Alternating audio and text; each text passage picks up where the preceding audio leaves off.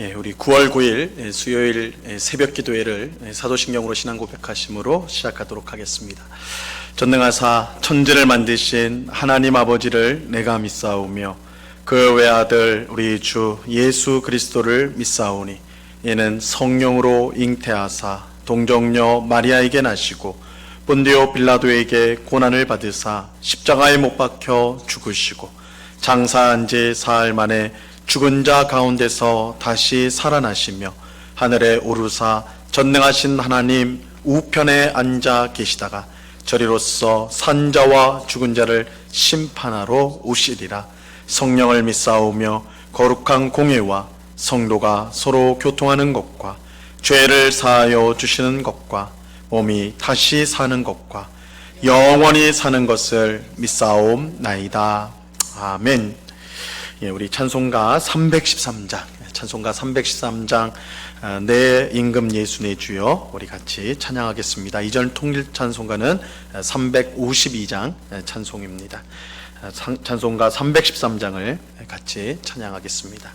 내 임금 예수 내 주여 이 죄인이 주님 앞에 한없는 은혜 받고서 내 생명 모두 드리오니 그 풍성하시는 종을 주 내게 내려주소서. 내 임금 예수 내 주여 내 허물은 덮으시고 주 십자가에 흘리신 그 피를 내 마음 보사 내 중한 죄를 사하여 참 평안하 멈추소서. 내 임금 예수 내 주여 주 은혜에 감격하여 한없는 감사 찬송을 내 주님 앞에 드리오며 내 마음과 정성 다하여 늘 기뻐하며 살리라.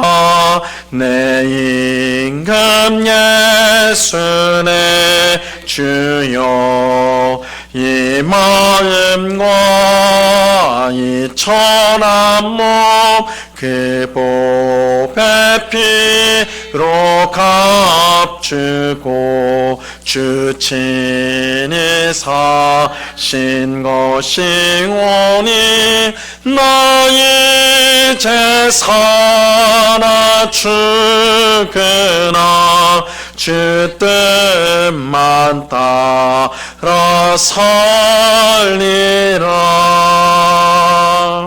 아멘. 같이 기도하겠습니다. 참 좋으신 아버지 하나님, 오늘도 저희들에게 새날을 허락하여 주신 주님을 찬양합니다.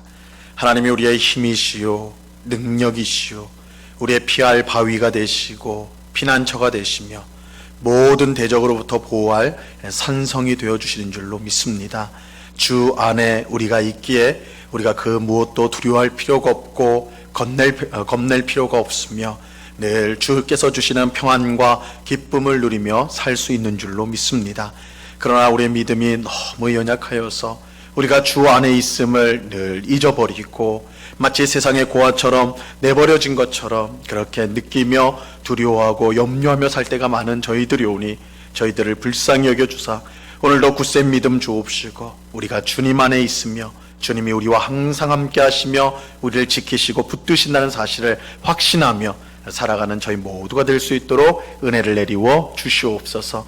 성령으로 충만하기를 간절히 원합니다. 성령 하나님께서 우리를 온전히 다스려 주셔서 우리의 마음의 생각, 우리 입술에서 나오는 모든 말들, 우리의 행실을 다스려 주셔서 우리의 삶 가운데 하나님을 기쁘시게 하고 또한 이웃을 유익하게 하는 성령의 아름다운 열매를 풍성히 맺어서 이 사회 가운데, 세상 가운데 소금과 빛으로 드러나는, 정말 세상 사람들이 우리의 모습을 보고 하나님을 찬송하고 칭송하는 그런 귀한 역사가 있을 수 있도록 저희들을 붙잡아 주시옵소서. 이 시간 주의 말씀을 듣고자 합니다. 성령 하나님께서 밝히 조명하여 주셔서 주의 말씀의 뜻을 잘 깨닫게 하시고 우리의 무지를 깨우셔서 주의 지식, 하나님을 아는 지식에 풍성하게 하옵시고 그 하나님을 아는 지식이 풍성한 가운데 하나님을 더 사랑하며 또한 세상 가운데 더 하나님을 의지하고 바라봄으로 승리의 삶을 살아가는 저희 모두가 될 수 있도록 인도하여 주시옵소서.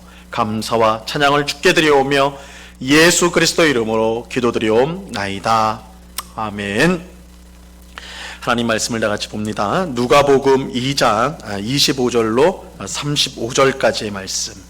누가복음 2장 25절로 35절까지의 말씀을 같이 보겠습니다. 우리가 어제 살펴보았던 말씀과 동일한 구절입니다. 누가복음 2장 25절로 35절까지의 말씀. 제가 하나님의 말씀을 봉독합니다. 예루살렘에 시몬이라 하는 사람이 있으니 이 사람은 의롭고 경건하여 이스라엘의 위로를 기다리는 자라. 성령이 그 위에 계시더라. 그가 주의 그리스도를 보기 전에는 죽지 아니하리라 하는 성령의 지시를 받았더니 성령의 감동으로 성전에 들어가매 마침 부모가 율법의 관례대로 행하고자 하여 그 아기 예수를 데리고 오는지라. 시몬이 아기를 안고 하나님을 찬송하여 이르되 주제여 이제는 말씀하신 대로 종을 평안히 놓아 주시는도다. 내 눈이 주의 구원을 보았사오니 이는 만민 앞에 예비하신 것이요 이방을 비추는 빛이요 주의 백성 이스라엘의 영광이니이다 하니 그의 부모가 그에 대한 말들을 놀랍게 여기더라. 시몬이 그들에게 축복하고 그의 어머니 마리아에게 말하여 이르되 보라 이는 이스라엘 중 많은 사람을 패하거나 흥하게 하며 비방을 받는 표적이 되기 위하여 세움을 받았고 또 칼이 내 마음을 찌르듯 하리니 이는 여러 사람의 마음의 생각을 드러내려 함이니라 하더라. 아멘. 어제 새벽에 이어서 오늘도 시므온이 성전에서 아기 예수를 만난 이야기를 살펴보도록 하겠습니다. 시므온은 성전 안에서 아기 예수를 안고 오는 마리아와 요셉 부부를 만나게 됩니다. 시므온은 성령의 계시를 통해 그 아기가 하나님께서 말씀하신 메시아임을 한눈에 알아보았습니다. 그래서 시므온은 그 부모로부터 아이를 받아 안고는 예수님을 안고는 하나님을 찬송하지요. 오늘 본문 28절과 29절을 보세요. 시몬이 아기를 안고 하나님을 찬송하여 이르되 주제여 이제는 말씀하신 대로 종을 평안히 놓아 주시는도다. 이 찬송의 고백, 이 시므온이 한 이 찬송의 고백은 특별히 하나님의 종으로 이 땅을 살아가는 우리 성도에게 아주 중요한 뜻을 알려주는 아주 중요한 의미의 말씀이다 라고 할 수가 있습니다. 29절 말씀을 풀이하면요 이런 뜻입니다. 주님이 이전에 약속하셨던 대로 이제 나를 평안히 죽게 하시는도다. 이 놓아주시는도다. 이게 이제 나를 죽게 하시는도다 이런 말씀이거든요. 하나님께서 시몬에게 약속을 하셨어요. 그것은 시몬이 메시아를 죽기 전에 직접 메시아를 만나게 되리라. 그러니까 시몬이 메시아를 죽기 전에 직접 만나게 될 것이다. 이런 약속을 주셨습니다. 이 약속을 거꾸로 하면 아기 예수를 만나기 전에 시몬은 결코 죽을 수가 없다는 거예요. 죽기 전에 메시아를 반드시 만난다. 이 말을 뒤집으면 네가 메시아를 만나기 전에는 죽을 수 없다. 죽을 수 없다. 시몬이 하나님께로부터 받은 사명이 바로 하나님이 보내신 이 메시아 구원자를 만나는 것이었습니다. 시몬의 사명이 뭔가 구원자를 만나는 것이었어요. 이 말씀을 통해 생각할 수 있는 것은 하나님을 섬기는 성도는 스스로 죽을 권리조차 없는 사람이라는 사실입니다. 이 세상 사람들은 큰 어려움과 절망을 당할 때 또 모든 수단과 방법을 다 사용하고도 해결되지 않을 때 목숨을 저버리기도 하지요. 그렇게 함으로써 모든 문제를 끝까지 자신의 힘으로 해결하려고 하는 것입니다. 그래서 마지막으로 사람이 할 수 있는 마지막 일이 뭐냐? 자신의 생명을 내놓는 것, 이렇게 포기하는 것, 이렇게 우리가 이제 생각을 한다고요. 하지만 성도는 그럴 수가 없어요. 하나님 믿는 우리는 그럴 수가 없습니다. 성도 또한 이 세상을 사는 동안 막다른 골목처럼 사방이 막히는 것을 경험할 수 있습니다. 하지만 그럴 때라도 성도는 결코 목숨을 포기해서는 안 돼요. 왜냐하면 우리 인생의 주인이 나 자신이 아니라, 우리 자신이 아니라 하나님이시기 때문입니다.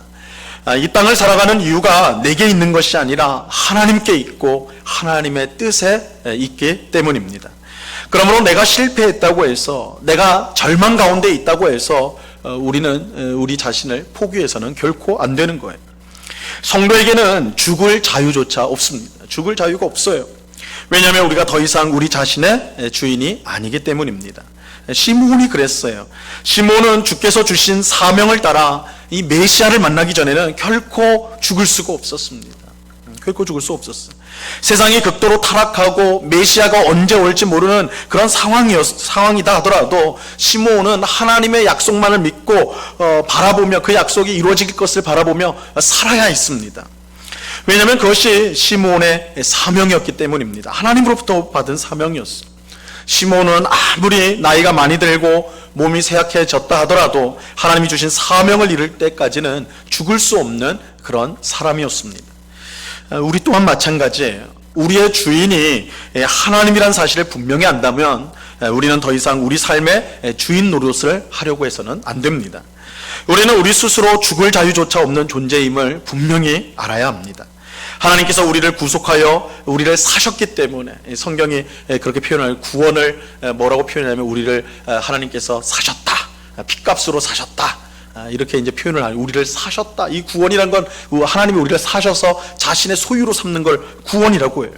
그렇기 때문에 하나님이 우리를 사셨기 때문에 우리는 하나님이 주신 사명을 이루기 전에는 죽을 수가 없는 거예요. 이러한 사실은 우리가 하루하루를 어떻게 살아야 하는가, 우리에게 주어진 하루하루를 어떻게 살아야 하는가를 알려주지요. 우리는 나의 뜻과 계획을 이루고 성취하기 위해서 사는 것이 아닙니다. 하나님께서 우리에게 주신 사명을 이루기 위해 사는 것임을 우리는 분명히 알아야 합니다.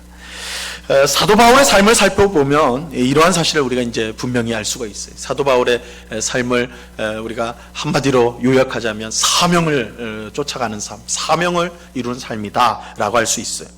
사도행전 9장에 보면 부활하신 예수님께서 바울을 부르신 사건이 나오죠. 바울은 이전에는 교회를 핍박하고 성도를 괴롭혔던 사람이었는데 부활하신 예수님께서 바울에게 나타나 그를 이제 돌이키게 하죠. 그래서 부활하신 예수님을 만나고는 사도 바울의 삶이 완전히 변합니다. 그는 이전에는 핍박자였는데 이제는 복음 전도자가 되었어요. 복음 전파자가 되었어요. 부활하신 예수님은 바울에게 그에게 이제 그를 그렇게 부르시면서 사명을 분명하게 주세요. 사명을 주십니다. 사도행전 9장 15절 말씀에 보면요, 주께서 이르시되 가라, 이 사람은 내 이름을 이방인과 임금들과 이스라엘 자손들에게 전하기 위하여 택한 나의 그릇이라. 바울의 사명은 예수님의 이름을 이방인과 임금들과 이스라엘 자손들에게 전하는 것이었어요. 이 사명을 받았어요. 예수님은 이 일을 위해 바울을 자신의 그릇, 도구로 삼았다, 이렇게 말씀하죠. 그런데 우리는 주께서 이러한 사명을 바울에게 주셨다, 이제 이방인들, 특히 임금들에게 또 이스라엘 자손들에게 복음을 전할 사명을 주셨다고 하면 그 사명을 이룰 능력도 함께 주셨고, 능력도 함께 주셔서 바울이 그 모든 일들을 수월하게 행할 수 있었을 거라고 그렇게 이제 생각을 해요. 사실 우리가 이제 성경을 읽어보면 실제로 사도 바울만큼 능력이 큰 사도가 없었죠. 정말 성령의 능력이 충만했던 사람이 사도 바울이었어요. 죽은 자도 살리고 그의 손수건이 닿기만 해도 병이 낫는 역사가 일어났어요. 독사가 그의 팔을 물었지만 바울은 아무 일 없듯이 뱀을 던지는 일도 있었죠. 그래서 사람들이 그런 바울을 보면서 야, 이건 사람이 아니다, 이거는 하나님이다, 이건 신이다 라고까지 또 말을 하기도 했습니다. 이처럼 바울은 하나님이 택한 사람으로서 큰 능력을 가진 사도였어요. 그러나 성경은 이렇게 능력이 많았던 바울이요, 동시에 너무나 큰 고통 가운데 살았다는 사실을 우리에게 알려주고 있습니다. 그러니까 큰 능력을 받았기 때문에 그 큰 능력으로 저 사람은 참 편안하게 복음을 전했겠구나, 정말 많은 사람들의 우러러움을 보고 존경을 받으면서 그렇게 복음을 능력 있게 전했겠구나, 이렇게 생각하기 쉬운데 큰 능력은 맞아요. 그런데 그의 삶은 너무너무 괴롭고 고통스러운 삶이었어요. 사도 바울은 자신이 개척한 교회 성도들로부터 의심을 받았어요. 바울은 베드로와 같은 진짜 사도가 아니라는 이 오해를 받았던 것입니다. 이 고린도후서 10장부터 12장에 보면요, 바울은 자신이 진짜 사도가 맞다라는 사실을 아주 길게 설명을 하고 있는데, 누구에게 설명을 하고 있냐면 바울을 모르는 사람에게 설명하는 게 아니라 바울이 전도해가지고 예수 믿게 한 사람들, 이 고린도 교회 성도들, 고린도 교회는 사도 바울이 개척한 교회거든요. 자신이 전도하고 자신이 복음을 전해서 예수 믿고 구원받은 그 성도들인데, 그 성도들이 지금 바울을 오해하는 거예요. 당신 가짜 아니냐, 당신 가짜 사도 아니냐. 그래서 그런 성도들에게 내가 진짜가 맞다, 진짜가 맞다, 이게 설명하는 게 고린도후서 10장에서 12장 내용이에요. 기가 막힌 거죠. 자신이 전도한 사람, 자신이 정말 생명을 주면서 목회했던 사람들이 너 가짜 아니냐 이렇게 하니까 기가 막힌 일 아닙니까? 바울을 싫어하는 동료 그리스도인들도 많았어요. 오죽하면 바울이 옥에 갇혔을 때, 감옥에 갇혔을 때 바울을 괴롭힐 목적으로 복음 전도를 열심히 했던 사람들이 있을 지경이었어요. 우리가 주일날 빌립보서 강해를 통해 가지고 우리 1장에서 이 내용 보았잖아요. 바울을 괴롭힐 목적으로 복음을 전했던 사람들이 있었어요. 기가 막힌 일이죠. 이 외에도 바울은 엄청난 핍박과 고난을 많이 받고 참 힘들고 어려운 삶을 살았어요. 그래서 바울은 고린도전서 4장 9절에서 이렇게 이제 고백을 하였습니다. 내가 생각하건대 하나님이 사도인 우리를 죽이기로 작정된 자 같이 끄트머리에 두셨음에 우리는 세계 곧 천사와 사람에게 구경거리가 되었다. 하나님께서 사도인 자신을 죽이기로 작정한 자 같이 끄트머리에 두셨다. 끄트머리에 두셨다. 이 끄트머리에 두었다는 말은 전쟁에 패한 포로가 적국으로, 그러니까 이제 전쟁에서 져가지고 포로가 되어서 끌려가는 거예요. 끌려가는데 그 개선 행렬에서 자기는 포로니까 그 제일 마지막에 전리품이죠. 전쟁에서 얻은 전리품으로 끝에 끌려가는 거예요. 끌려가는 거예요. 가장 비참하고 처참한 모습인 거죠. 가장 비참하고 처참한 모습. 사도 바울은 바로 그런 비참하고 처참한 사람이 바로 나다. 내가 그런 삶을 지금 살고 있다. 이렇게 고백을 하였어요. 이것은 큰 능력을 가진 사도의 모습이라고는 생각하기 어려운 모습이죠. 죽은 사람도 살리고 모든 병자를 고치고 대단한 기적을 일으킨 게 사도 바울인데, 근데 그의 실제 삶은 너무나 고통스럽고 힘들었어요. 우리는 하나님께서 항상 바울에게 힘 주셔서 그를 보호해 주시고 능력으로 지켜주셨을 것이라고 생각을 해요.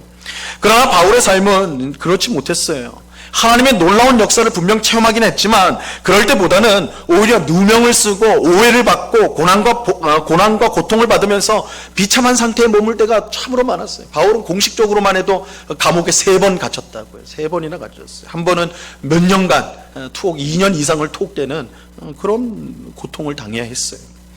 그렇다면 우리는 이걸 어떻게 이해해야 되냐는 것입니다. 바울은 왜 이런 힘든 삶을 계속 살아야 했을까요? 그냥 다른 사람들처럼 편안하게 살면서 복음 전하고 한 교회에서 목회하면서 그렇게 살면 되지, 그렇게 고생하면서 고난받으면서 그렇게 살아야 했는가? 그냥 한 곳에 머물러서 사람들의 존경을 받으면서 그렇게 살아도 됐을 텐데, 이해하기가 쉽지 않다고요. 하지만 이에 대한 바울의 대답은 분명합니다. 이 고린도전서 9장 16절 17절 말씀인데요, 바울이 이렇게 고백을 해요. 내가 복음을 전할지라도 자랑할 것이 없으면 내가 부득불할 일임이라. 만일 복음을 전하지 아니하면 내게 화가 있을 것이로다. 내가 내 자의로 이것을 행하면 상을 얻으려니와 자의로 아니한다 할지라도 나는 사명을 받았노라. 바울은 복음을 전하는 일이 부득불할 일이다 라고 했어요. 왜냐하면 복음을 전하지 않으면 자신에게 화가 있을 것이기 때문입니다. 그리고 덧붙여 말하기를 자신은 사명을 받았다, 나는 사명을 받았다고 말을 해요. 하나님으로부터 사명을 받았으니 그 삶이 편하고 복된 길이든 아니면 지극히 고통스럽고 힘든 길이든 반드시 가야 한다는 거예요. 왜냐하면 사명을 받았기 때문에. 이는 마치 시몬이 예수님을 만날 때까지 죽을 수 없다는 것과 같은 이치입니다. 이것이 우리 성도의 삶이에요. 성도의 삶은 결코 이 세상의 성공이나 행복이나 만족 등으로 설명될 수가 없어요. 왜냐하면 우리 성도는 하나님이 주신 사명을 이루며 살아야 하기 때문입니다. 우리 각자는 하나님께서 주신 사명 때문에 오늘을 살아가는 것입니다. 그래서 힘들 때에도 즐거울 때도 그것에 상관없이 하나님을 바라보고 의지하며 하나님께서 주신 일을 묵묵히 감당하며 살아가는 것입니다. 이렇게 하나님이 주신 사명을 감당하는 사람을 성경은 믿음의 사람이라 부르고 이 세상이 감당하지 못할 사람이라고 그렇게 말하는 것입니다. 시므온과 바울처럼 우리는 하나님께 받은 사명으로 이 땅을 살아가는 존재임을 기억해야 합니다. 우리 각자에게 하나님은 사명을 주셨어요. 여러 모양과 여러 모습으로 이 땅을 살면서 하나님의 일을 하도록 하셨습니다. 이 바울처럼 복음을 전해야만 하나님의 사명이라고 말할 수 있는 건 아니에요. 우리가 다 지금 하고 있는 일을 다 그만두고 목사가 되고 선교사가 되어야지만 사명이다, 아니에요. 우리가 회사원이면 또 가정주부면 또 우리가 어디에 있든지 무슨 일을 하든지 그 일을 우리가 부름을 받았다고 생각한다면 그 일이 바로 우리에게 사명이 되는 거예요. 사명이 돼요. 이 모든 우리가 지금 하고 있는 일이 하나님의 부르신 일이요, 그래서 그 일에 우리가 충성을 다한다면 그것이 바로 사명을 다하는 것입니다. 내가 잘했다, 못했다, 죽겠다, 살겠다 그렇게 말할 필요가 없어요. 그것은 사람의 눈으로 볼 때만 그럴 뿐입니다. 우리는 주님께 평가를 받는 사람들입니다. 왜냐하면 우리가 주님의 것이기 때문에. 근데 우리 중 많은 사람들이 사람의 것으로 살아요. 그래서 사람이 하는 말, 사람이 하는 평가에 너무 좌지우지 될 때가 많아요. 그래서 사람이 하는 말을 따라 내가 좋기도 하고, 사람이 실망스러운 말을 하면 너희가 너무 절망이 되기도 하고, 우리가 하나님의 것인지 사람의 것인지 헷갈리는 거예요. 우리는 하나님의 거예요. 하나님의 것이라면 하나님의 평가를 받는 사람들이라는 거예요. 그러므로 우리는 무엇보다 하나님께서 내게 주신 사명이 무엇인가를 깊이 생각하고 그것을 이루기 위해 힘쓰는 삶을 살아야 돼요. 세상 사람들이 존중하고 높이 보고 또 부러워하는 그것이 사명이 아니에요. 비록 세상 사람들이 알아주지 않을지라도 우리 하나님이 기뻐하시는 일을 하는 것, 그것이 사명을 받은 성도가 살아가는 것이에요. 사명을 이루기 전에 하나님께서 우리를 데려가지 않으세요. 이것을 꼭 기억하셔야 돼요. 그래서 내가 지금 하고 있는 일이 분명 하나님 섬기는 일인데 여기에 열매가 없고 여기에 뭔가 좋아지는 것 같지 않고 오히려 더 힘들어지는 것 같은 그런 상황일지라도 하나님 주신 일이 맞다면 묵묵히 충성을 다해야 되는 거예요. 결과는 하나님께 있는 거예요. 우리가 해야 될 것은 충성입니다. 우리가 묵묵히 충성한다면 그것이 하나님 앞에서는 성공이라는 사실을 꼭 기억하셔야 됩니다. 하나님께서 우리 각자에게 주신 사명을 잘 깨닫고 그것을 이루기 위해서 힘쓰는 우리 모두가 될 수 있기를 바랍니다.